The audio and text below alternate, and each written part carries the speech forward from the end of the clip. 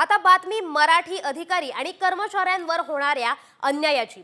मराठी भाषा दिनीच ठाणे महानगरपालिकेत मराठी माणसावर अन्याय होत असल्याचं पाहायला मिळतंय। मराठीतून एमए झालेल्या कर्मचाऱ्यांना अतिरिक्त वेतनवाढ न देण्याचा निर्णय ठाणे पालिकेने घेतलाय। या संदर्भात ठाणे महानगरपालिकेने एक परिपत्रक देखील जाहीर केलंय। दरम्यान ठाणे महानगरपालिकेच्या परिपत्रकावर खासदार संजय राऊतांनी ताशेरे ओढलेत। ते काय म्हणालेत पाहूयात।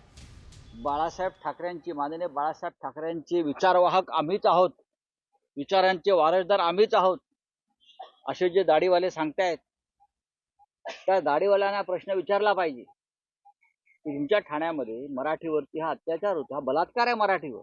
त्याच्यावरती मी काल बोललो, हा बघा नुसता मराठी भाषा दिवस साजरा करून चालणार नाही। मराठी भाषा गौरव दिवस, मराठी माणसाचा गौरव राहणार नसेल तर भाषा राहील का?